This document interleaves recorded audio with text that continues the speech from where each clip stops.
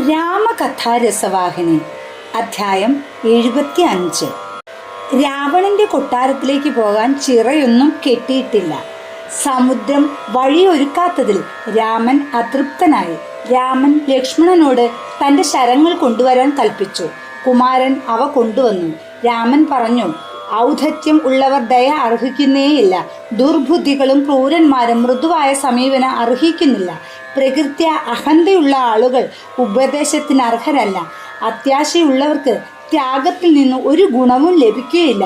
ക്രോധാവിഷ്ടരായിട്ടുള്ളവർക്ക് സമാധാനം നേടാനുള്ള ഉപദേശം ഏൽക്കുകയില്ല. കാമാർത്ഥന്മാരായവർക്ക് ശാസ്ത്ര പാഠങ്ങളെ കൊണ്ട് ഒരു പ്രയോജനവും ഇല്ല. ഉപ്പുവെള്ളം കയറിയ നിലങ്ങളിൽ കൃഷി ഇറക്കാൻ പാടില്ല. അതുപോലെ മൃദുവായ അപേക്ഷകൾക്ക് വഴങ്ങാത്ത ഈ സമുദ്രം കരുണ അർഹിക്കുന്നതേയില്ല. ഇപ്രകാരം പറഞ്ഞുകൊണ്ട് അവിടുന്ന് വില്ലിൽ അമ്പ് തൊടുത്തു. ഇത് കണ്ട് ലക്ഷ്മണൻ സമുദ്രത്തിനുണ്ടാവാൻ പോകുന്ന അനുഭവങ്ങൾ ഓർത്ത് വ്യാകുലനായി. സമുദ്രത്തിന്റെ അഗാധതയിലേക്ക് അമ്പയക്കാൻ ഒരുങ്ങുമ്പോഴേക്കും അതിന് അത്യന്തം ചൂടുപിടിച്ചു. സമുദ്രാന്തർ ഭാഗത്തിലെ ജീവജാലങ്ങൾ പ്രാണവേദന അനുഭവിക്കാൻ തുടങ്ങി. ഭയചകിതരെന്ന പോലെ തിരകൾ ആക്രോശിക്കുവാൻ ആരംഭിച്ചു. തിരകൾ ഒന്നിനു പുറകെ മറ്റൊന്നായി രാമൻ നിന്നിടത്തേക്ക് ചെന്ന് കരുണയ്ക്ക് പ്രാർത്ഥിക്കുന്നത് പോലെ ശാന്തമായി അദ്ദേഹത്തിന്റെ പാദങ്ങൾ ചുംബിച്ചു. ആ ഘട്ടത്തിൽ ആകാശത്തിൽ നിന്ന പോലെ ഒരു ശബ്ദം കേൾക്കുമാറായി. പ്രഭു, ഈ പാളയത്തിൽ നളൻ, നീലൻ എന്ന് 2 സേനാനായകന്മാരുണ്ട്. അവർക്ക് മുമ്പ് ഒരു മഹർഷിയുടെ ശാപം ഉണ്ടായിട്ടുണ്ട്. ആ ശാപം ഇപ്പോൾ ഒരനുഗ്രഹമായി പ്രയോജനപ്പെടുത്താം. കേട്ടാലും. സമുദ്രം തന്നെ ഈ ദാരുണ സംഭവത്തിലെ വസ്തുതകൾ രാമനെ അറിയിക്കാൻ തുടങ്ങി. ഒരു നദീതടത്തിലെ കുടിലുകളിൽ ധാരാളം തപസ്വികൾ നിവസിച്ചിരുന്നു. ചെറുപ്പമായിരുന്നപ്പോൾ അവർ 2 പേരും ഈ ആശ്രമങ്ങളിൽ കടന്നു ചെന്നു. മഹർഷിമാർ അഗാധമായ ധ്യാനത്തിൽ ലയിച്ചിരിക്കുകയായിരുന്നു. അവർ ആരാധിച്ചിരുന്ന സാളഗ്രാമം എന്ന പവിത്ര വസ്തു എടുത്ത് നദീജലത്തിൽ എറിയുക ഇവരുടെ പതിവായിരുന്നു. ഈ ദൈവദൂഷണം കണ്ട് മഹർഷിമാർ രോഷാകുലരായി. അവർ കുട്ടികളെ ശപിച്ചു. നിങ്ങൾ വെള്ളത്തിലെറിയുന്ന ഒന്നും ഒരിക്കലും താഴ്ന്നു പോകാതിരിക്കട്ടെ. പകരം അവ വെള്ളത്തിൽ പൊന്തി ഒഴുകട്ടെ. നിങ്ങൾ എവിടെ അവയെന്നറിഞ്ഞുവോ അവിടെ തന്നെ അവ നിലനിൽക്കട്ടെ. വെള്ളം കുത്തി ഒഴുകിയാലും അവർ വെള്ളത്തിലിടുന്ന ഓരോ പാറയും അവിടെ തന്നെ താഴാതെ പൊന്തിക്കിടക്കും. ഓരോ കല്ലിന്മേലും പാറയിന്മേലും അങ്ങയുടെ നാമം മുദ്രിതമാക്കുക.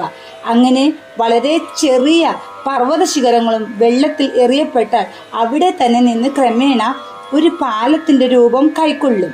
സഹായത്തിന് എൻ്റെ പങ്ക് ഞാനും നൽകിക്കൊള്ളാം. കാരണം അന്വേഷണം സത്യം കണ്ടുപിടിക്കുന്നതിനാവുമ്പോൾ പ്രകൃതി മുഴുവൻ അതിന് സഹായകമായിരിക്കണം. രാമൻ വില്ലിൽ തൊടുത്ത അസ്ത്രം സമുദ്രത്തിലേക്ക് അയക്കാതിരിക്കാൻ തീരുമാനിച്ചു. പക്ഷേ ഒരിക്കൽ തൊടുത്താൽ ഒരു ലക്ഷ്യത്തിൽ വിടാതിരിക്കാൻ നിവൃത്തിയില്ലാത്തതുകൊണ്ട് അദ്ദേഹം അത് വളരെ ദൂരസ്ഥിതമായ ഒരു വനപ്രദേശത്തേക്ക് അയച്ചു. അതിൻ്റെ ഫലമായി അതൊരു വരണ്ട മണലാരണ്യമായി തീരുകയും ചെയ്തു. രാമൻ മന്ത്രിമാരെ എല്ലാം വിളിച്ചുകൂട്ടി സമുദ്രത്തിൽ കൂടി പാലം കെട്ടാൻ നിർദ്ദേശം നൽകി. ഹനുമാൻ പറഞ്ഞു, ജീവിത സാഗരത്തിൽ നിന്നും മനുഷ്യനെ മറുകരയിൽ എത്തിക്കുന്ന പാലമാണ് അങ്ങയുടെ തിരുനാമം. അതിനേക്കാൾ ശക്തിയും സുരക്ഷിതത്വം ഏതു പാലത്തിനുണ്ടാവും? വൃദ്ധ സേനാനായകനായ ജാംബവാൻ പറഞ്ഞു, സ്വാമി, കത്തി ജ്വലിച്ചുകൊണ്ടിരിക്കുന്ന അങ്ങയുടെ പരാക്രമത്തിന് ഈ ജലഭാഗത്തെ വറ്റിക്കാൻ സാധിക്കും. വരാനിരിക്കുന്ന രാമരാവണ യുദ്ധത്തിൽ വൈധവ്യം വരുന്ന ലങ്കയിലെ സ്ത്രീകളുടെ കണ്ണുനീരൊഴുകി അത് വീണ്ടും നിറഞ്ഞു വരുമെന്നത് തീർച്ചയാണ്. ഈ ഭക്തന്മാരുടെ സ്വാമി ഭക്തിയും ശക്തിയും കണ്ട് രാമൻ മന്ദഹസിച്ചു. അദൃശ്യമായ ആ ഉറവിടത്തിൽ നിന്ന് ലഭിച്ച ഉറപ്പ് ശാംബവൻ നീലനെയും നളനെയും ഓർമ്മിപ്പിച്ചു. ആ ഉറവിടം സമുദ്രമല്ലാതെ മറ്റൊരാളുമായിരുന്നില്ല.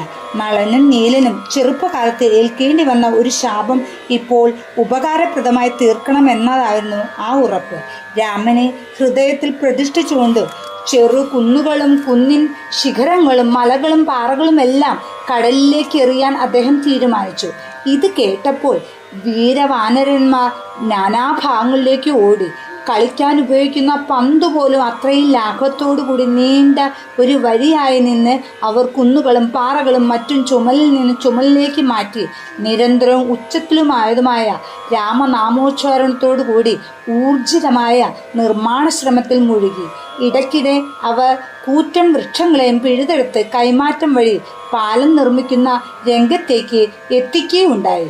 ഭക്ഷണത്തെയോ പോഷണത്തെയോ സംബന്ധിച്ച് ചിന്തിക്കാതെ ആ ദിവസം മുഴുവൻ അവർ അവിശ്രമം ജോലി ചെയ്തു. ഒരു ദിവസം കൊണ്ട് 14 യോജന നീളത്തിൽ പാലത്തിൻ്റെ നിർമ്മാണ പ്രവൃത്തി നടന്നു. രാത്രിയിലെ സുഖനിദ്രയ്ക്ക് ശേഷം നവോന്മേഷഭരിതരായി അവർ ബ്രാഹ്മണ മുഹൂർത്തത്തിൽ എഴുന്നേറ്റ് ജോലി തുടർന്നു. അവർ ജയ രാമചന്ദ്ര പ്രഭു എന്ന് ഉദ്ഘോഷിച്ചുകൊണ്ട് കുന്നുകളും മലകളും തേടി നാട്ടിൻ്റെ നാനാഭാഗങ്ങളിലേക്കും തിരക്കിട്ടുപോയി.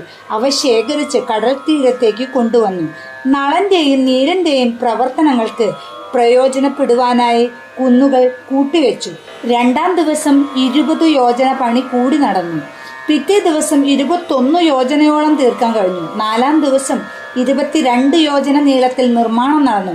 5-ാം ദിവസം 23 യോജനയോളം പണിതിട്ട് അല്പനേരത്തെ ഉഗ്രമായ പ്രയത്നം കൊണ്ട് 100 യോജന നീളത്തിലുള്ള പാലം പണി പൂർത്തിയാക്കി. രാമനാൽ ഏൽപ്പിക്കപ്പെട്ട കർമ്മം നിറവേറ്റുന്നതിനുള്ള ശ്രമത്തിൽ ക്ഷീണമോ വിശ്രമമോ വകവയ്ക്കാതെ ആഖണ്ഡം മുഴുകിയിരുന്ന നളനും നീലനും രാമന്റെ സമക്ഷം പാലം തയ്യാറായിരിക്കുന്ന വിവരം അറിയിച്ചു. രാമന്റെ നാമവും രൂപവും അതിൻ്റെ പരിപൂർത്തിക്കായി പ്രയത്നിച്ചവരുടെ ഉള്ളിൽ എപ്പോഴും ഉണ്ടായിരുന്നു. രാമൻ തീരുമാനിച്ച പ്രകാരം 100 യോജന നീളത്തിലുള്ള പാലത്തിൻ്റെ പണി പൂർത്തിയായിരിക്കുന്നുവെന്നും അത് ഉപയോഗിക്കാവുന്ന നിലയിലാണുള്ളതെന്നും സുഗ്രീവൻ രാമനെ അറിയിച്ചു.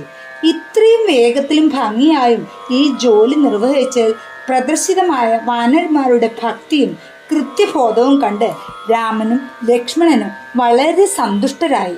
ഓരോ വാനരരും വഹിച്ചു കൊണ്ടുപോകുന്ന കുന്ന് തങ്ങൾ നിൽക്കുന്ന സ്ഥലത്ത് വെക്കണമെന്നും വരുന്നതിന് മുമ്പായി വിശ്രമിക്കണമെന്നുമുള്ള തൻ്റെ കൽപ്പന ആ ജോലിയിൽ ഏർപ്പെട്ടിരുന്ന എല്ലാ വാനരന്മാർക്കും എത്തിക്കണമെന്ന് സുഗ്രീവനോട് രാമൻ നിർദ്ദേശിച്ചു. ചുമലിൽ നിന്നും ചുമലിലേക്ക് ശിഖരങ്ങളും പാറകളും മാറ്റിയെടുക്കുന്നവരെയെല്ലാം സുഗ്രീവൻ ഈ കൽപ്പന അറിയിച്ചു. ആ ഘട്ടത്തിൽ ഹനുമാൻ തെക്കു നിന്നും ഒരു വലിയ കുന്ന് വഹിച്ചു കൊണ്ടുവരികയായിരുന്നു. നിന്ന സ്ഥലത്തു തന്നെ വെക്കണമെന്ന രാമാജ്ഞ കേട്ട ഹനുമാൻ താൻ അപ്പോഴുണ്ടായിരുന്ന വൃന്ദാവനത്തിൻ്റെ അടുത്ത് അത് നിക്ഷേപിച്ചു.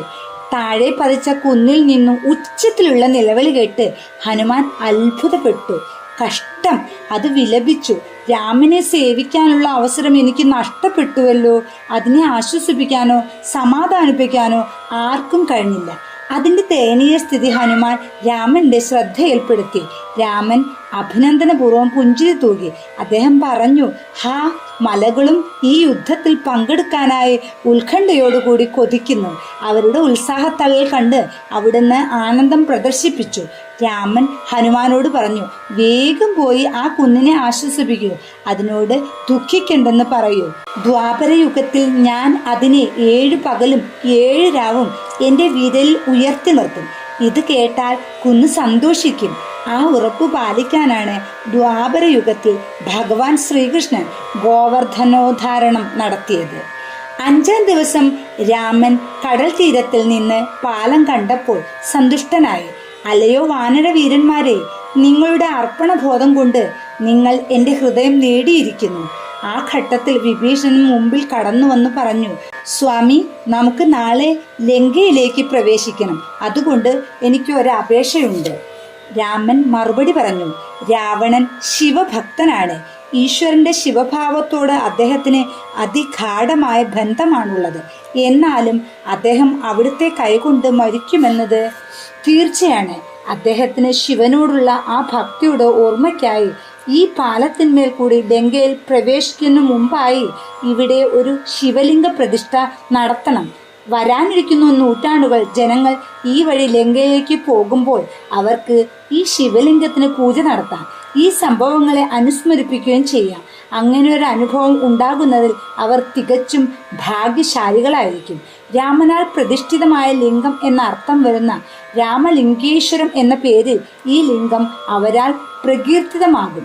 കാലം ഈ പാലത്തെ തകർത്തു കഴിഞ്ഞാലും ഭാവിയിലെ പുരുഷാന്തരങ്ങൾക്ക് ഈ ബിംബം ആരാധിക്കുക വഴി ഈ സ്ഥലം മനസ്സിലാക്കാൻ കഴിയും. ഈ അഭിപ്രായം രാമനെ സന്തോഷിപ്പിച്ചു. അവിടുന്ന് പറഞ്ഞു, ഞാൻ താങ്കളുടെ ആഗ്രഹം നിറവേറ്റാം. താങ്കൾ ലങ്കയുടെ ഭാവിയിലെ ഭരണകർത്താവാണ്. അതുകൊണ്ട് താങ്കളെ സന്തോഷിപ്പിക്കുന്നതിനായി താങ്കളുടെ ആഗ്രഹങ്ങൾ സഫലീകരിക്കാൻ ഞാൻ തയ്യാറാണ്. ഇതിൻ്റെ തുടർച്ച 76-ാം അധ്യായത്തിൽ. ജയ് ശ്രീറാം.